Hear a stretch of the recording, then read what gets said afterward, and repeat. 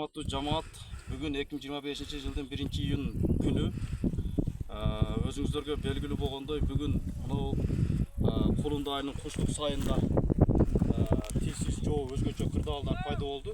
Өрт чыкты мынау жайыт жерлерде. Ошол убакта ушул жерге келип мына кызмат кылган Ички иштер министрлигинин ички аскерлерине чоң ыраазычылык билдирип коелук. Андан сырткары өзгөчө кырдаалдар министрлигинин кызматкерлери бар бул жерде, айыл өкмөттүн толук состав кызматкерлери бар, жергиликтүү активисттер бар, аймактык тескөөчүлөр бар. Бардык ушул жерде тиешелүү бардык органдар ушул жерге келип өрттү өчүрүүнүн алдын алуунун, кесепеттерин жоюунун алкагында иш алып барышты. Баарына ыраазычылык билдирип коелу. Азыр болжол менен 150 гектар өрттөнүп кетти. Ошонун баары өчүрүлүп, бүгүнкү күндө азыр тыныгуу жарыялап отурабыз. Андан сырткары бүгүн кеч киргенче, караңгы түшкөнчө дагы 2 саат 3 сааттык мындайча айтканда дежурство коюп атабыз.